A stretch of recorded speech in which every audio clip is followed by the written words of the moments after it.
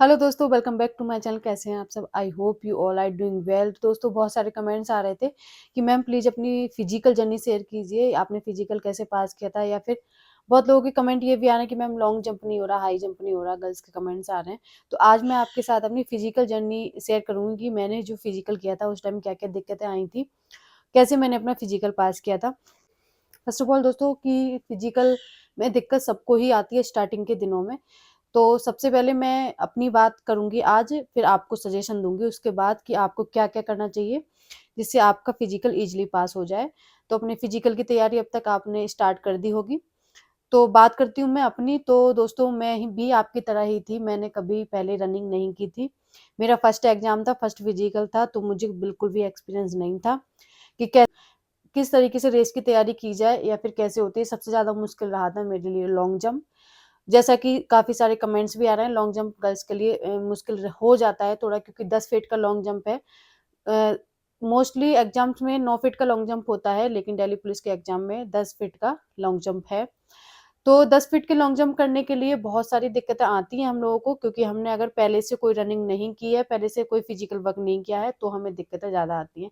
दोस्तों, मेरा ऐसा था कि मैं नर्सिंग कर रही थी, जैसा कि मैंने आपको एक वीडियो में बताया भी है कि मैं नर्सिंग कर रही थी, और उसमें काफ़ी सारे कमेंट्स भी आए हैं कि दीदी आप नर्सिंग कर रही थी तो आप पुलिस में कैसे आ गई? तो दोस्तों, बात ऐसी थी कि नर्सिंग में मेरा एडमिशन हो चुका था, मेरा प्लान बी था नर्सिंग करना। तो नर्सिंग में मेरा एडमिशन हो चुका था और दिल्ली पुलिस की वैकेंसी बाद में आई थी, फिर मैंने उसमें फॉर्म डाला, एग्ज़ाम दिया, तो बीच में ही मेरा सिलेक्शन हो गया, तो मैंने नर्सिंग छोड़ दिया। इस वजह से मैं अब पुलिस में आ गई, पहले मैं नर्सिंग कर रही थी। तो ये डाउट आई होप आपका क्लियर हो गया होगा। तो वहाँ से मैं जब आ गई, मार्च में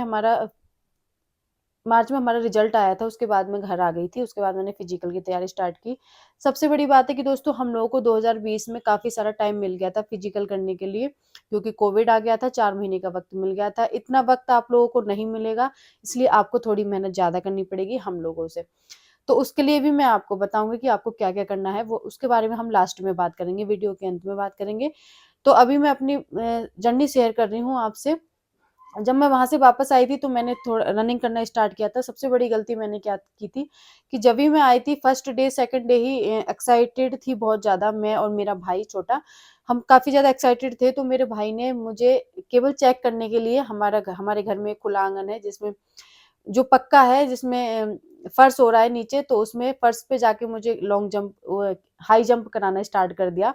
तो मैंने वो 1-2 बार जब हाई जंप करा और ऊपर से जंप करा, तो वहाँ पे क्या था उस टाइम मुझे नहीं पता चला, लेकिन बाद में काफ़ी ज़्यादा नुकसान हुआ था उसका। फिर मेरी जो एड़ियाँ हैं वो खराब हो गई थी, काफ़ी सारा दर्द हुआ था। तो उससे जो ठेस लगती है वो काफ़ी दिनों बाद आपको पता चलती है, जब आप रनिंग करते हैं। इसलिए ऐसी गलती ना करें, आप पक्के में कभी ना लॉन्ग जंप करें, ना हाई जंप करें।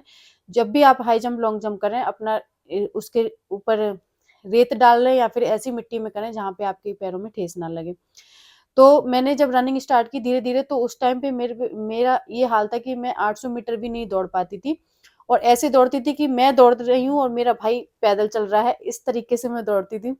तो किसी को भी उम्मीद नहीं थी कि मैं फिजिकल पास कर दूँगी, बहुत ज़्यादा बेकार कंडीशन थी मेरी फिजिकल की। फिर 2 महीने मैंने पहले हमारा फिजिकल 27 अप्रैल से ही होने वाला था, तो इसलिए हमने उम्मीद छोड़ दी थी कि मेरा फिजिकल अब नहीं हो पाएगा, क्योंकि 27 अप्रैल में ज़्यादा टाइम नहीं था। और हमारा जो 15 मार्च को हमारा रिजल्ट आया था, उसके बाद हमें ज़्यादा टाइम नहीं मिल रहा था और मेरी फिजिकल की कंडीशन बहुत ज़्यादा खराब थी। फिर उसके बाद दोस्तों मैंने धीरे-धीरे करना स्टार्ट किया रनिंग, तो स्टार्टिंग में ही क्या हुआ कि मेरी एड़ियों में बहुत ज़्यादा दर्द होना स्टार्ट हो गया था। ऐसा दर्द होना स्टार्ट हो गया कि मैं चल भी नहीं पा रही थी। तो फिर उसके बाद मेरे पापा मुझे डॉक्टर के पास लेके गए, जो हड्डी का डॉक्टर होता है उसके पास लेके गए, तो उसने डॉक्टर ने मुझे 7 दिन का रेस्ट दिया, जिसमें जो भी हमारी थोड़ी बहुत उम्मीद थी वो पूरी ही खत्म हो चुकी थी। कि 7 दिन के रेस्ट में इतने में तो फिजिकल आ जाएगा, 7 दिन का रेस्ट करने के बाद अभी तो मेरी रनिंग भी तैयार नहीं थी, मैं ढंग से 1 किलोमीटर भी नहीं दौड़ पा रही थी। तो ये बहुत ज़्यादा टफ सिचुएशन थी और बहुत ज़्यादा मुश्किल भी था, क्योंकि अगर हमारा एक बार एग्ज़ाम निकल जाता है, क्लियर हो जाता है, उसके बाद फिजिकल में अगर हमें लग रहा है कि हम निकल जाएँगे, तो हमें बहुत दुःख होता है। तो इस वजह से मैंने फिर उसके बाद 7 दिन का उसने जब रेस्ट दिया, तो मैंने 3 दिन रेस्ट किया। 3 दिन रेस्ट करने के बाद मैं धीरे-धीरे चलना शुरू हुई। कभी छत पे, कभी कहीं निकल जाती थी वॉक पे। चलना शुरू हुई। उसके बाद में मैंने हल्के-हल्के 7 दिन का रेस्ट नहीं किया, मैंने 3-4 दिन के बाद ही उठना स्टार्ट कर दिया। मैंने सोचा कि इतना दिन का रेस्ट मैं नहीं कर पाऊँगी, मेरे पास टाइम नहीं है।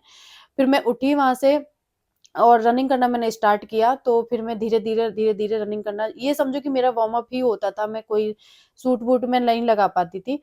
फिर उसके बाद क्या हुआ दोस्तों कि फिर जब रनिंग मेरी अच्छी से होने लगी, मैं धीरे-धीरे करने लग गई, फिर मेरा भाई था कि मेरे से डेली टाइमिंग लेता था। 8 मिनट की हमारी 1600 मीटर की दौड़ होती है, वो डेली टाइमिंग लेता था और मैं पक्के रोड पे नंगे पैर दौड़ती थी, मैं कभी शूज़ में नहीं दौड़ पाती थी। तो मैं नंगे पैर ही दौड़ती थी, तो मुझसे वो डेली टाइमिंग लेता था, जिससे मेरी रनिंग और ज़्यादा खराब हो रही थी। आप कभी डेली टाइमिंग नहीं लगाएँगे। अगर आपने पहले अपनी रेस अच्छी करो, आप हफ्ते या 2 हफ्ते बाद ही अपनी टाइमिंग लेंगे 8 मिनट की। डेली टाइमिंग लगाने से आपके पैर भर जाते हैं और आपका मोरल भी डाउन होता है जब आपकी टाइमिंग सही नहीं आती है तो। उसके बाद मैं जो लॉन्ग जंप करती थी, वो करती थी क्योंकि गाँव में अकेडमी नहीं होती है, तो खेत में एक अखाड़ा टाइप मेरे भाइयों ने बना रखा था, मैं उसमें लॉन्ग जंप करती थी। बड़ी शर्म आती थी जब मैं 7.5 या 8 फीट की लॉन्ग जंप करती थी और मुझसे छोटे-छोटे बच्चे 12-12 फीट कूदते थे। तो ये सारी लड़कियों के साथ कंडीशन होगी, मुझे पता है बहुत सारी लड़कियों के साथ में ये कंडीशन मैच करेगी।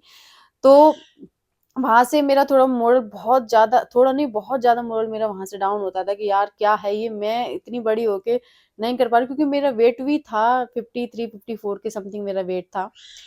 फिर वहाँ से बात नहीं बनी, सब लोगों ने बोला कि इसको अकेडमी जॉइन करा दो, मेरे भाइयों ने भी बोला अकेडमी जॉइन करा दो इसको। जब हम लेकिन उस टाइम कोविड के टाइम पे यहाँ पे दिल्ली में सारी अकेडमी बंद हो चुकी थी, जो शहरों में अकेडमी थी वो सब बंद हो चुकी थी। गाँव एक ऐसा प्रॉपर जगह थी जहाँ पे हम रनिंग कर सकते थे, सड़कों पे कोई मनाही नहीं थी।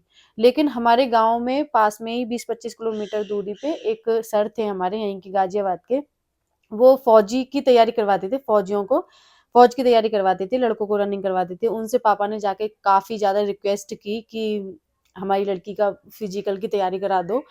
फिर उन्होंने 2 महीने मैंने गाँव में की, ऐसा सोच लो आपका 2 महीने मैंने गाँव में की, फिर उसके बाद उन्होंने पहले तो मना कर दिया था, फिर बाद में वो मान गए थे, लेकिन उन्होंने बोला था कि आपकी लड़की 9 बजे ही आएगी फिजिकल करने, मतलब जब सारे लड़के चले जाएँगे। तो मैं अकेले फिजिकल करती थी, मैं और मेरा भाई, कोई लड़की नहीं थी वहाँ पे, हमारे डिस्ट्रिक्ट से कोई लड़की का दिल्ली पुलिस में आया भी नहीं था, मैं एक अकेली मैं ही थी। तो वहाँ पे मैं अकेली जाती थी और उस टाइम जब मार्च अप्रैल मई का महीना निकल चुका था, जून जुलाई की, जुलाई में हमारे फिजिकल होते हैं, जून जुलाई की जो गर्मी थी ना, उसमें 9-10 बजे फिजिकल करना काफ़ी बहुत ज़्यादा टफ रहता था, मैं कभी-कभी तो लुढ़क भी जाती थी बेहोश होके। तो वो चीज़ें आपको ध्यान रखनी पड़ेंगी, सबसे बड़ी बात होती है अपनी डाइट, डाइट आपको बहुत अच्छी लेनी है। आपको कभी वीक नहीं होना है, अपने फिजिकली भी और मेंटली भी, आपको करना है तो करना है, बस हौसला बना के रखना है अपना।